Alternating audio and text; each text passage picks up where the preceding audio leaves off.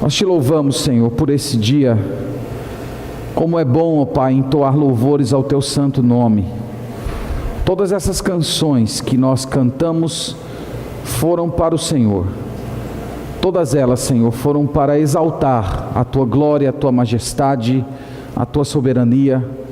O Senhor é grande e nós sabemos que palavras não são suficientes para descrever a tua beleza, o teu poder, a tua santidade.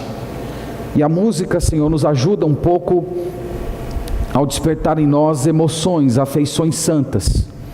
E essas afeições são para o Senhor. E nós te louvamos também, ó Deus, pela Bíblia, pela tua palavra. O Senhor que tem preservado esse livro há tantos anos. E nós podemos lê-lo hoje com auxílio do teu Santo Espírito, compreendê-lo, ter a nossa vida transformada, o nosso coração alimentado. Nós te agradecemos, Pai. E nessa noite, mais uma vez, nós vamos abrir esse texto santo. E nós clamamos a Ti, Senhor, no nome de Jesus. Abra os nossos olhos para que contemplemos as maravilhas da Tua lei. Que cada verdade, que cada princípio, que cada verso, que cada palavra, de fato, Senhor, chegue ao nosso coração. Transforme a nossa vida, alimente a nossa alma. Nós precisamos do santo alimento do céu para termos nutrição espiritual. E só o Senhor pode nos dar. Então nos livra, Senhor, da nossa fraqueza. Livra-nos dos nossos pecados. Livra-nos das nossas distrações. E permita que a Tua palavra chegue a nós, ó Pai, porque a Tua palavra é a nossa vida. Essa é a nossa oração a Ti, essa noite, no nome de Jesus. Amém. Amém. Vamos abrir, queridos, em 1 Pedro, primeira carta de Pedro, no capítulo 2. 1 de Pedro, capítulo 2. A gente já vem, irmãos, nos cultos noturnos, domingos à noite, a gente vem meditando nessa carta. Eu falei para vocês que essa carta, ela surge no Novo Testamento dentro de um ambiente muito particular. Por volta do ano 64, o imperador Nero tocou fogo na cidade de Roma. E ele utilizou os nossos irmãos cristãos como bodes expiatórios. Ele promoveu uma terrível perseguição aos nossos irmãos, culpando-os por aquele desastre. E começou-se então a primeira perseguição em nível estatal na história da igreja. Eu já falei para os irmãos que outras perseguições aconteceram, mas essa foi a primeira vez que o império, como instituição, se voltou contra os nossos irmãos. E os nossos irmãos foram torturados, mortos de maneiras terríveis, animalescas, transformados em tochas para iluminar os jardins da cidade de Roma.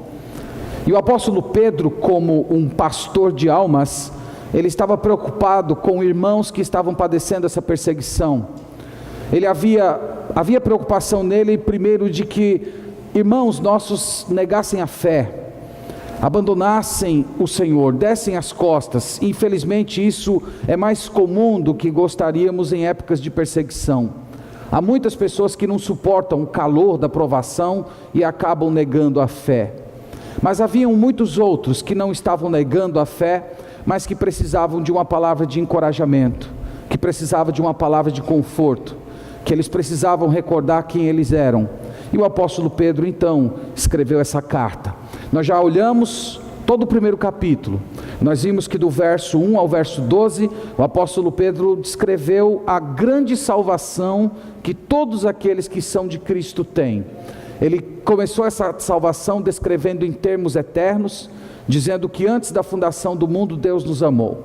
E a partir do verso 13, ele vem falando de uma série de implicações da salvação. Isto é, uma vez que você recebeu tão grande salvação, o que você precisa fazer agora?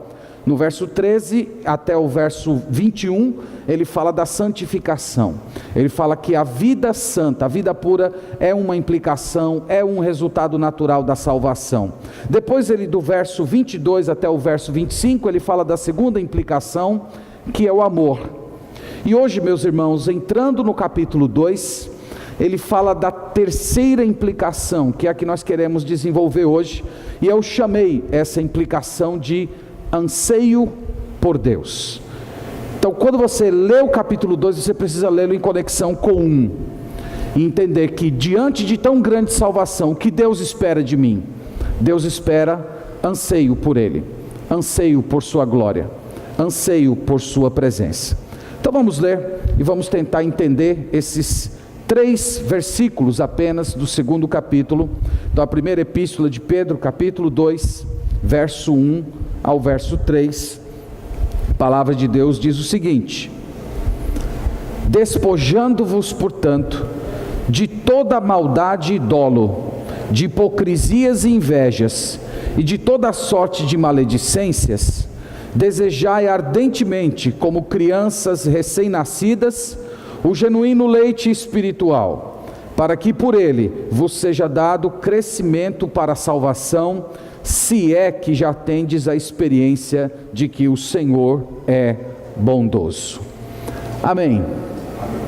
Irmãos, eu queria dizer para vocês de imediato que a frase chave desses 3 versos, a frase da qual todas as outras estão interligadas, é a primeira frase do verso 2, quando ele diz: desejai ardentemente, como crianças recém-nascidas, o genuíno leite espiritual. Essa frase é a frase que domina todos os 3 versículos que nós temos aqui.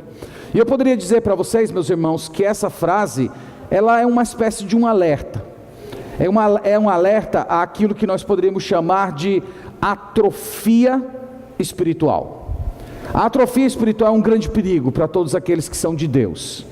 Com atrofia espiritual eu quero dizer uma espécie de interrupção no crescimento espiritual, uma parada no seu desenvolvimento cristão. É uma espécie de acomodamento da vida cristã. É como se você olhasse para si mesmo e dissesse assim: tudo que eu tenho de Deus, tudo que eu conheço de Deus, tudo que eu experimentei, tudo que eu experimento de Deus, já ocorreu na minha vida. Eu não tenho mais nada novo para experimentar. Eu não tenho mais nada novo para viver na presença de Deus. Outras pessoas podem ter até experiências profundas com o Senhor, mas esse não é o meu caso.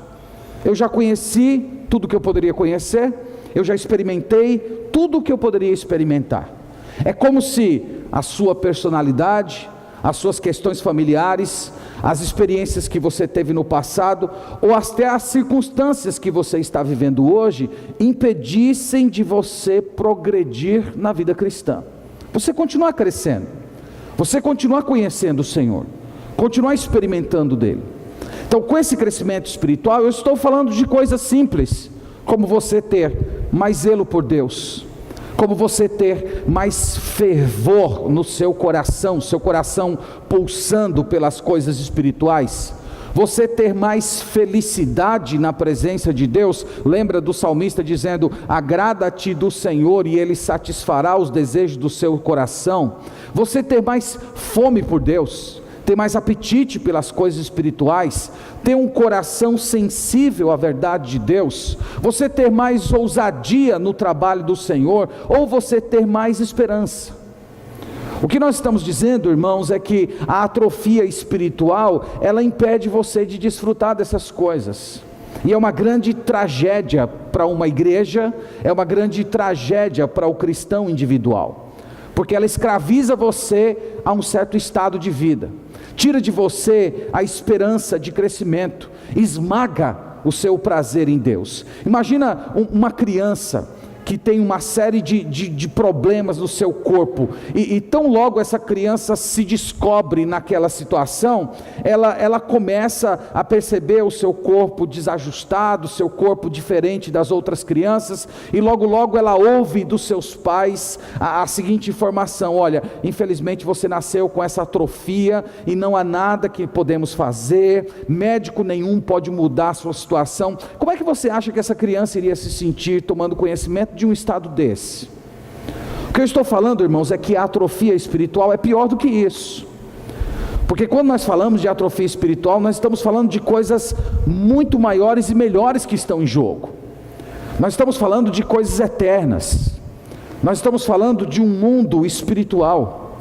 E hoje nós olhamos para o povo de Deus, nós descobrimos muita gente assim, sem anseio por Deus, sem prazer na presença divina, sem alegria nas coisas espirituais, sem esperança, sem comunhão, sem expectativa. E aqui, irmãos, Pedro escreve esse texto justamente para combater essa atrofia espiritual. Quando vocês pensam nessa ideia, lembre-se dos irmãos que estão em perseguição. Em perseguição é muito comum, no meio de grandes provações, é comum pessoas que atrofiam espiritualmente. E aqui Pedro dá uma ordem: desejai ardentemente, como crianças recém-nascidas, o genuíno leite espiritual.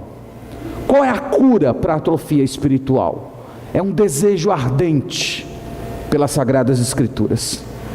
Irmãos, isso aqui é uma coisa muito fantástica.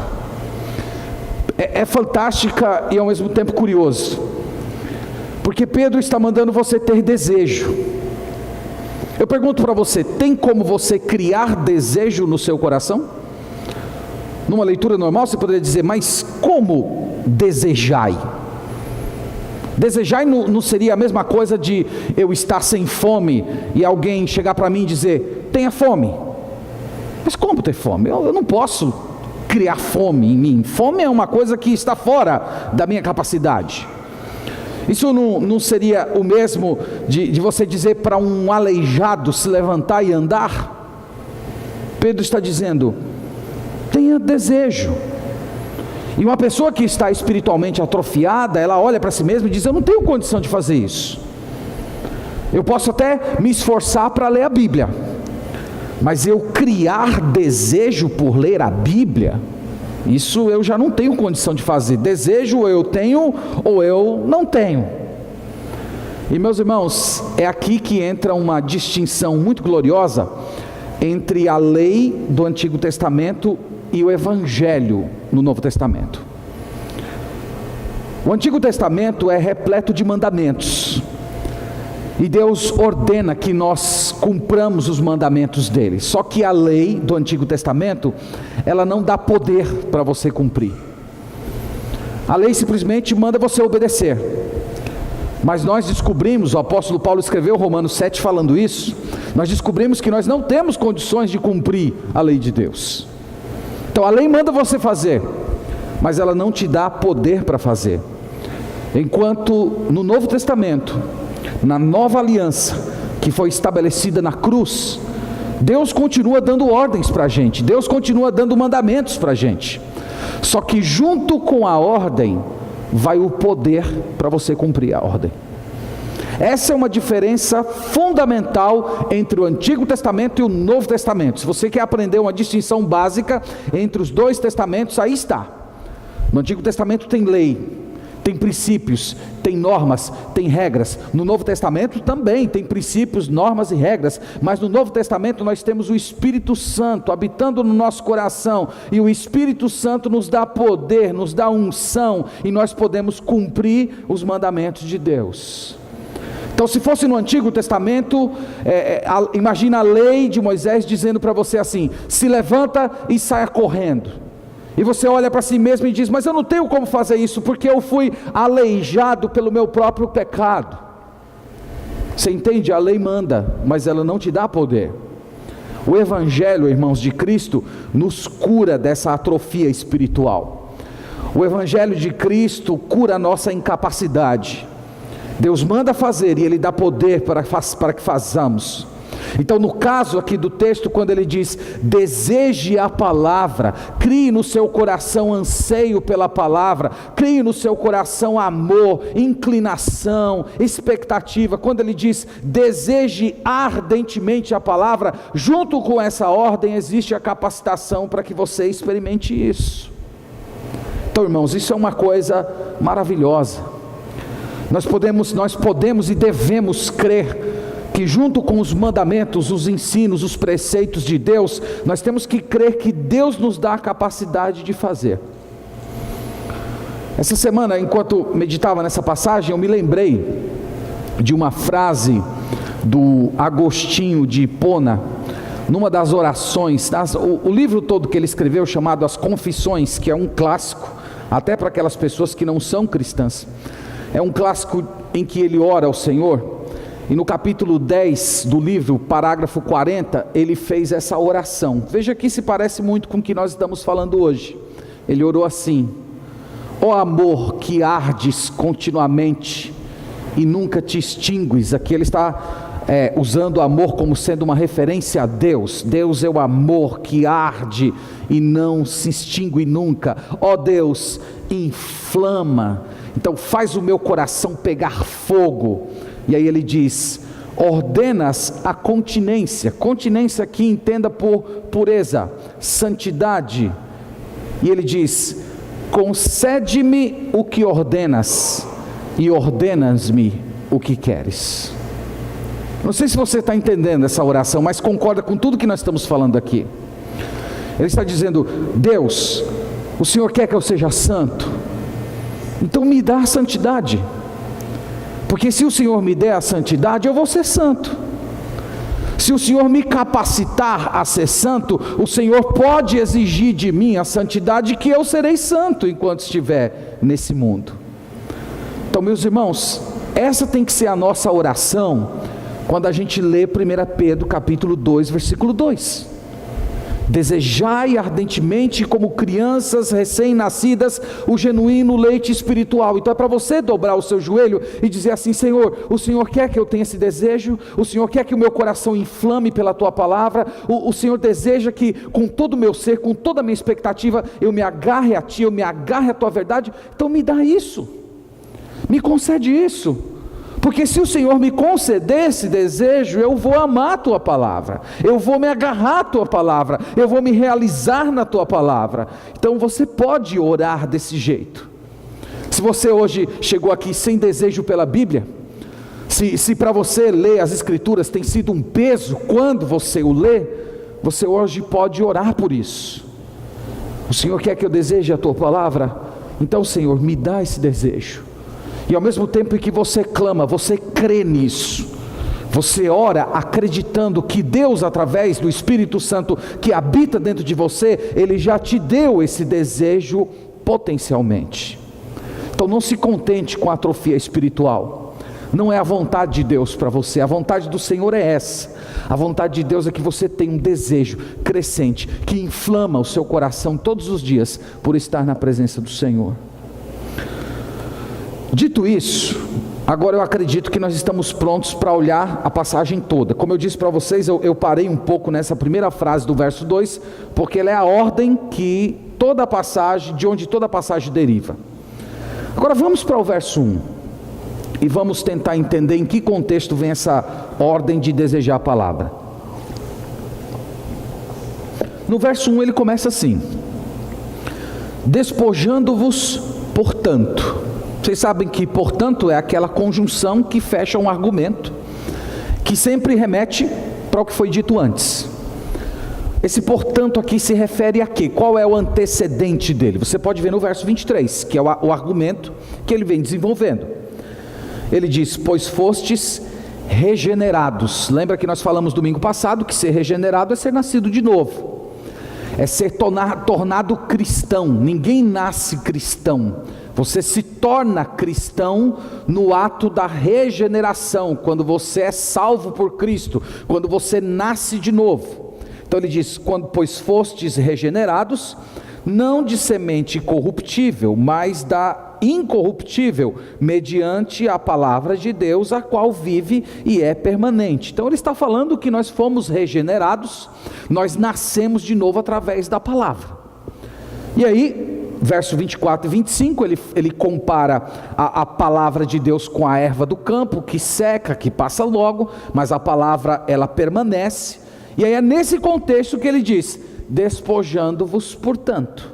E aí ele diz: de toda maldade, dolo, hipocrisia, inveja, maledicências. E ele diz: desejai ardentemente, como crianças recém-nascidas. O texto que nós já lemos. Irmãos, é como se Pedro estivesse dizendo o seguinte: uma vez que você nasceu de novo pela palavra, uma vez que você foi regenerado pela palavra, agora você precisa tirar uma certa roupa de cima de você. Esse é o significado da primeira palavra do verso 1, despojando-vos. Despojar é tirar a roupa. Despojar é tirar a roupa de cima. Isso, o antigo judeu, ele usava duas roupas. Aquela roupa mais pesada por cima e uma roupa mais fina, que por baixo, que servia de uma espécie de roupa íntima. Ele diz, tira essa roupa. Qual é a roupa que tem que tirar? Ele diz, a maldade, o dolo, hipocrisia, inveja, maledicência. Tire essa roupa e deseje ardentemente, como crianças recém-nascidas, o genuíno leite espiritual. É como se ele estivesse dizendo assim: você não foi regenerado pela palavra? Agora cresça pela palavra. Não foi a palavra que fez você nascer de novo? Agora é a palavra de Deus que vai fazer você amadurecer. Você veio à existência espiritual através das Escrituras, e são as Escrituras que vão nutrir você espiritualmente, para que você se torne maduro, esteja na altura, na estatura do varão perfeito. É o que ele, irmãos, está dizendo para a gente essa noite. E ele diz, desejem ardentemente, como crianças recém-nascidas, o genuíno leite espiritual. E essa analogia aqui é uma analogia muito rica. A gente poderia passar muito tempo falando só sobre essa analogia, porque quando ele compara o desejo pelas Escrituras com o desejo de um bebê recém-nascido pelo leite materno, vocês sabem do que ele está falando. Vocês sabem que ele está falando de um desejo intenso. Quem já teve bebê em casa e de madrugada o bebê acorda chorando com fome? Quem são os pais que dizem assim, não, deixa aí, 2 minutos chorando, para, a fome passa, vai dormir? É assim que acontece? Não é desse jeito, vocês sabem disso. O bebê chora como se a vida dele dependesse daquela refeição. Quanto mais tempo passa, maior a gritaria. É também um anseio frequente. Quantas vezes um recém-nascido mama? O Gabriel, nosso filho, a questão não é quantas vezes ele mamava, era quando ele parava de mamar. Essa era a questão. Então, essa ideia, irmãos, já é para levar você a pensar que não adianta você apenas ter contato com as Escrituras no domingo aqui na igreja. Tem que haver frequência, tem que haver regularidade, tem que haver repetição. Ele chama aqui, irmãos, as Escrituras de genuíno leite espiritual. A palavra genuíno aqui é puro. Ele chama espiritual porque alimenta a alma, dizendo que todos os nutrientes que você precisa para se tornar uma pessoa madura na fé, está nas Sagradas Escrituras, tudo está ali. E aí no versículo 3, é um versículo bem interessante em todo esse contexto, que ele diz assim, se é que já tendes a experiência de que o Senhor é bondoso. Aqui, irmãos, Pedro está fazendo uma citação livre do Salmo 34:8, que vocês conhecem bem, o Salmo 34:8, não é? Provai e vede que o Senhor é bom. Então vocês já provaram que o Senhor é bondoso. Ele está fazendo uma citação livre. Só que esse se, numa leitura da língua portuguesa, parece como se Pedro estivesse duvidando, dizendo assim, se é que vocês provaram, pode ser que vocês não provaram, então se vocês provaram, tudo bem. Não é essa a ideia. Esse se aqui, no idioma em que o Novo Testamento foi escrito, é uma afirmação. É como se ele dissesse, vocês já provaram. Uma vez que vocês já provaram, vocês já experimentaram a bondade de Deus. Eu estou chamando vocês agora para continuarem se deleitando em cada página da Escritura, experimentando a bondade de Deus, e eu estou chamando vocês para fazer uma coisa que vocês já fizeram.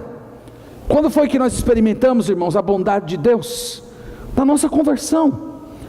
Foi ali que nós tivemos os nossos pecados perdoados, foi ali que nós fomos regenerados, colocados na família do Senhor, foi ali que nós recebemos todas as promessas de Deus, que o Espírito Santo foi dado a gente como selo, como promessa. E ele está dizendo, vocês já experimentaram isso, então agora continuem se deliciando nas verdades espirituais. Por isso ele diz, desejai. À medida que você deseja, você vai continuar experimentando isso. Deus é bom. Você lê as Escrituras, alimenta a sua alma, termina aquele momento, Deus é bom. Deus é bom e você continua experimentando isso todos os dias da sua vida. Aqui, irmãos, é uma coisa tanto para você saber como para você sentir. Se eu perguntasse aqui, quem sabe se Deus é bondoso ou se Deus é mau? Quem sabe isso? Quem sabe se Deus é bondoso? Todo mundo ia concordar, Deus é bondoso. Mas outra coisa é você sentir isso dentro do seu coração. É você sentir Deus sendo bondoso contigo, nos seus processos, nas suas lutas espirituais, nas suas alegrias. Você ter aquela sensação de preenchimento, de plenitude. Então o apóstolo Pedro está a nos chamar a experimentar isso, irmãos. Então Pedro está falando aqui do grande poder da palavra de Deus. A palavra de Deus é poderosa. Capítulo 1, verso 23, ele diz: ela é poderosa para criar novos cristãos, regenerar pessoas. Ela é poderosa, ela faz nascer de novo. Só que a palavra de Deus também é poderosa para criar desejo por Deus em almas que estão definhando. Sabe aqueles que estão sendo paralisados no caminho? Sabe aqueles que estão sofrendo com a intensidade da provação, que estão caminhando, tropeçando, que não estão aguentando mais a dor de todas aquelas provações? O texto diz: essas pessoas também podem experimentar que Deus é bom, o fato de que Deus é bom. Então, meus irmãos, esse texto aqui foi dado para a gente, para lembrar que há poder em cada um de vocês. Há poder em cada um de vocês, e não é pouco poder.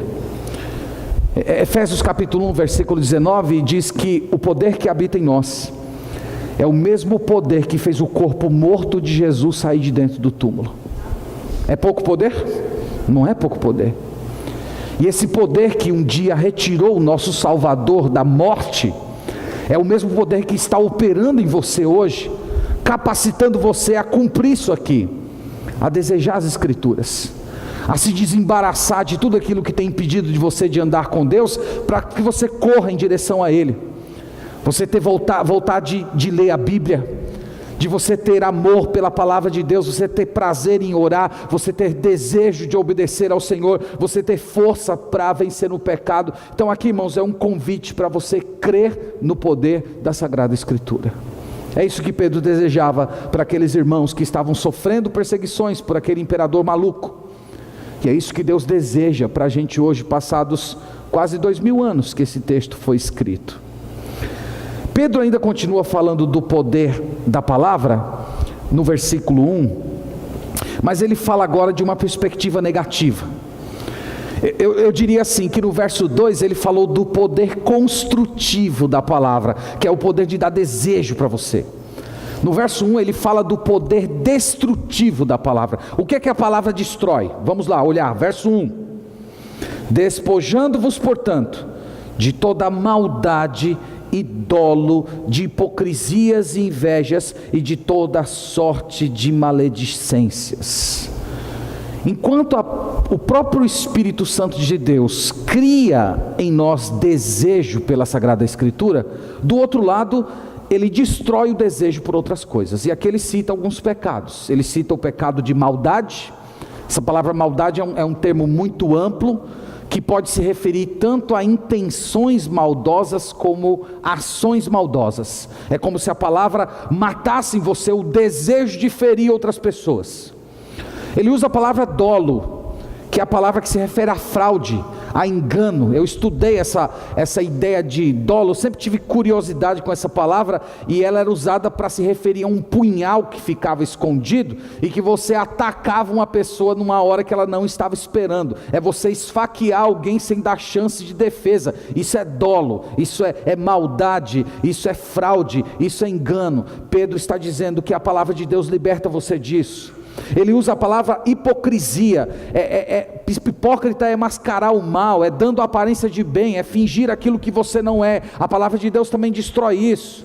Ele diz inveja. Inveja é o desejo de você possuir aquilo que não é seu, seja pessoas, seja coisas. A Bíblia também destrói isso. Ele fala de difamação, que é calúnia, é você falar o que não aconteceu. Ele diz maledicência, destruir a reputação de alguém, falar mal de alguém. A Bíblia diz: Deus destrói isso. E eu pergunto para você, por que Pedro nomeou esses pecados? Porque você sabe que a lista de pecados na Bíblia é muito grande. Ele omitiu diversos pecados. O apóstolo Paulo, por exemplo, quando fala de pecado, normalmente ele encabeça a sua lista de pecados com pecados de natureza sexual. E aqui Pedro não fala nada disso. Por quê? Porque ele está falando para irmãos que estão em perseguição. E quando nós estamos em perseguição, nós pecamos esses pecados. Esses pecados são comuns na vida de pessoas que estão sofrendo. Você ter maldade, você ser hipócrita, você ter inveja, você está sempre reclamando, são pecados de pessoas que estão debaixo de grande perseguição e de grande tribulação. E o que ele está falando, irmãos, é que esses pecados, eles destroem o nosso desejo pela palavra de Deus. Esses pecados, eles dão uma espécie de anemia espiritual, um fastio pelas Escrituras. E ele diz que esses pecados precisam ser despojados, você tem que arrancar fora. Ele não está dizendo que você tem que conviver com esse pecado, como se você dissesse assim: não, Senhor, o Senhor sabe que eu sou fraco, então assim, eu vou tentar levar aqui, eu vou levando esse pecado, eu vou tentando aqui conduzir minha vida e lutando contra esse pecado. Ele não coloca essa opção. É uma roupa que tem que ser arrancada, é algo que você tem que tirar de você, porque impede você de saborear a bondade de Deus, não deixa você se saciar no Senhor.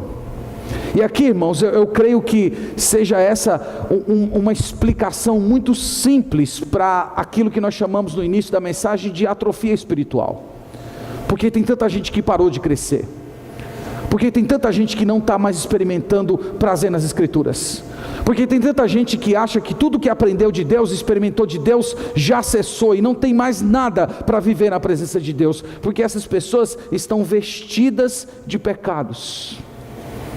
Elas estão vestidas de uma série de pecados. Os pecados são como se fossem inquilinos não incomodados dentro do seu coração.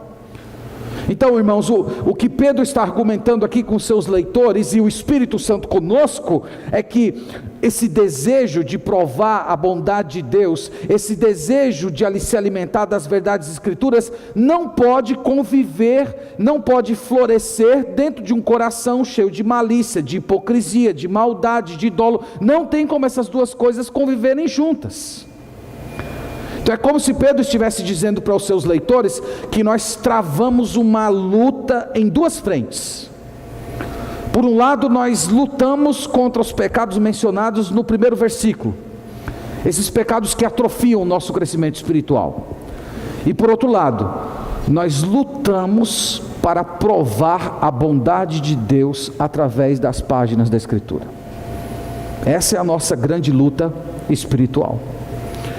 E qual é o resultado de todos aqueles que vencem essa batalha? Final do verso 2, ele diz: desejai ardentemente como crianças recém-nascidas o genuíno leite espiritual, para que por ele vos seja dado crescimento para a salvação. Qual é o resultado? Crescimento. Crescimento para a salvação. Aqui não é crescimento para ser salvo, mas é o crescimento de quem já foi salvo. Poderíamos substituir essa palavra por maturidade cristã. Lembra aquelas coisas que falamos inicialmente? Ter zelo por Deus, ter fervor, ser feliz no Senhor, ter apetite pelas coisas espirituais, inclinação para as verdades da Escritura, ousadia no serviço a Deus, esperança, poder para vencer o mal. Pedro está dizendo que esse vai ser o resultado de todos aqueles que desejam a palavra do Senhor. Então, meus irmãos, é assim que Pedro fecha mais esse parágrafo, falando a respeito dos frutos da salvação. Nós vimos que ele falou de santidade, ele falou de amor pelos irmãos, e agora no texto em que meditamos ele fala de desejo por Deus. Então, uma pergunta que poderia ser suscitada naturalmente de uma leitura dessa é: como é que eu posso saber se eu sou salvo?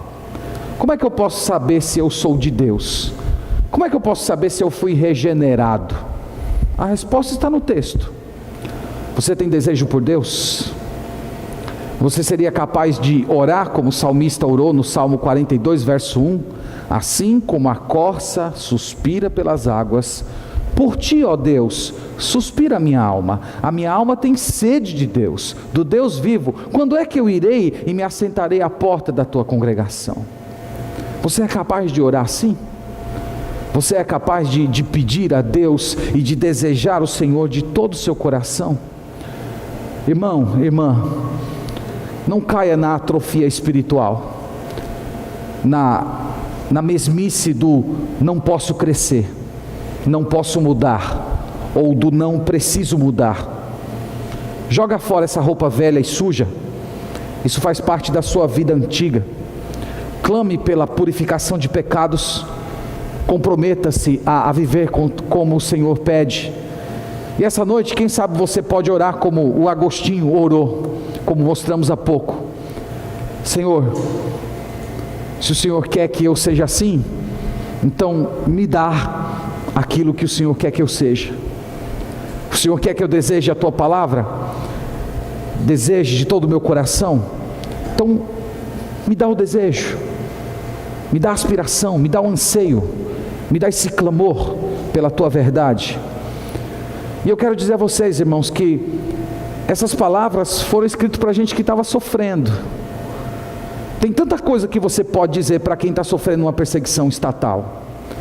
Tem tantas palavras que você poderia dizer, mas o Espírito Santo quis dizer para aqueles irmãos isso: em épocas de tribulação, desejem a Deus, desejem as verdades de Deus, desejem as Sagradas Escrituras, se alimentem delas, cresçam a partir delas.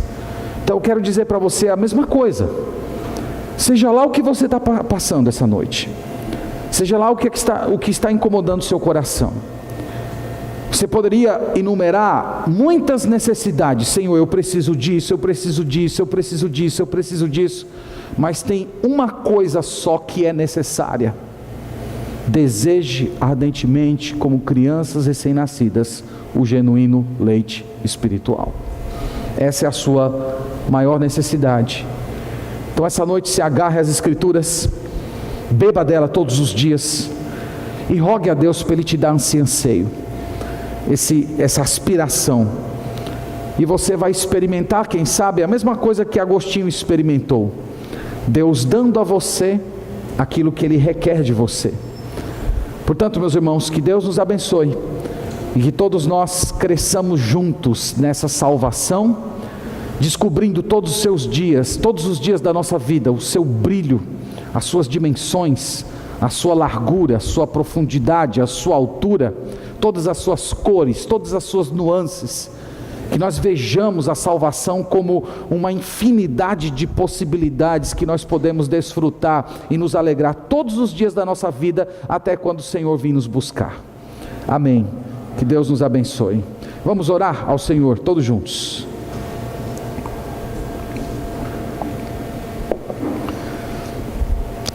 Senhor, nós agradecemos por lermos esse texto sagrado. E Senhor, a semelhança do teu servo Agostinho, nós oramos ao Senhor do mesmo jeito: dá a nós aquilo que requeres, e nós poderemos então te obedecer. Se é da tua vontade, ó Pai, que nós desejemos a tua palavra, dá-nos esse desejo. Se é da tua vontade, Senhor, que nós tenhamos aspiração por aquilo que é espiritual, dá-nos essa aspiração. Se é do teu desejo, Senhor, que nós continuemos nos encantando e nos impressionando todos os dias com as verdades bíblicas, lendo aqueles trechos mais elementares da Sagrada Escritura e essas palavras ganhando significados novos aos nossos olhos, dá-nos isso, Senhor.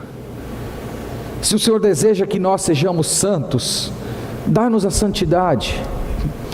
Se o Senhor deseja que tenhamos esperança, alegria, aspiração pelo eterno, ousadia espiritual, poder para vencer o mal, Senhor, dá-nos isso. É só o Senhor que pode nos dar. Nós não podemos criar essas coisas no nosso coração, mas nós, Senhor, cremos no poder do Espírito Santo que habita em nós. Nós cremos que aquele mesmo poder que retirou o corpo de Jesus do túmulo, ele está operando em nosso coração, e é por isso que nós podemos obedecer os teus mandamentos. Então, se é da tua vontade, Senhor, que nós criemos asas espirituais e voemos diante da tua verdade, dá-nos essas asas pelo Espírito Santo. É o que nós pedimos a ti essa noite, ó Deus, a tua misericórdia. Ao mesmo tempo, nós clamamos ao Senhor que o Senhor nos dê força para tirar toda a roupa suja que ainda vestimos, todos os pecados, todos os vícios, todas as inconsistências que cercam a gente, que estão ali apegadas à nossa vida. Dá-nos poder, Senhor, do alto, para nos libertar de tudo isso e de fato experimentarmos uma santidade crescente e um desejo, um anseio pela tua santa e eterna palavra. Essa é a nossa oração a ti, Senhor, essa noite.